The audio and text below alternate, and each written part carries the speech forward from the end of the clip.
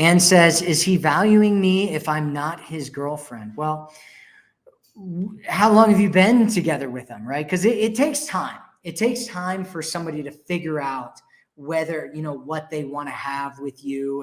And girlfriend is, honestly, in my opinion, is kind of a trap. It's a trap that a lot of people get into, and they're like, oh, I'm his girlfriend, and so now we're in this relationship, right? And in reality, he might not actually really be fully committed to the relationship, because all a boyfriend girlfriend thing is just a label, and some people don't even like that label of boyfriend girlfriend. I personally enjoy it. I think it's great. I think it's kind of fun, but it can be a trap, right? It can get you in a trap that prevents you from actually getting into the relationship that you want to have. And so the question is, how long have you been together? And what is it that you want? Do you want marriage? Do you want a committed relationship? What do you want? It sounds like you obviously want a label, which is one thing, but let's assume that he doesn't want that label, and that you're not doing the label thing. And so the next question is, where is this moving towards? And so within 6 to 8 months, they've done research on this, and they found that guys know unanimously, it's like 99% of men know exactly what kind of relationship they ultimately want to have with you. And so if you're at that point, right, if you're before that point, you're still kind of figuring things out, and you're getting to know each other and all that kind of stuff.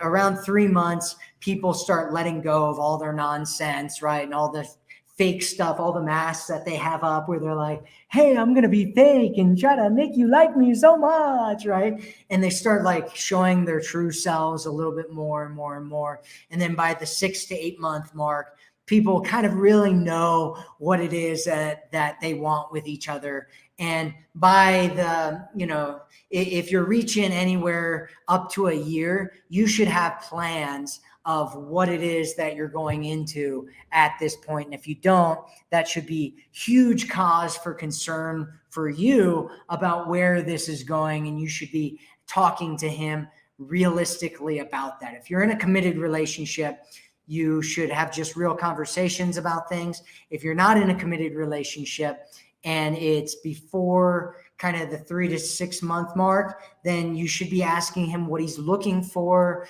what he wants ultimately, what is his ideal relationship, if things were perfect and, he had everything that he wanted, what would that look like? All that kind of stuff. Those are the kinds of questions that you want to ask to figure out where he wants to take things. If he's like, oh, I'm just chilling going through life, and you're 6 months in, you're like, okay, cool. Well, that's a good thing I'm abundance dating and not putting all my eggs in this guy's basket, because this guy doesn't want something real and I'm trying to turn it into something real, but I'm not, because I'm abundance dating. And so this guy's just falling off to the wayside, and I'm finding candidates who are actually serious about me and what I want, and proving to me that I'm amazing and that I'm beautiful and that I'm everything that they wanted to have in their lives. All right, I'm getting really excited here. That's how I get intense when I get excited. Does that make sense, Anne? Does that make sense? Am I scaring people? Do I scare people with my intensity? I used to have these guys in college that would be like, Matt, tone down the intensity a little bit. And I'm like, I don't want to tone down the intensity. I'm excited about my life. So anyway,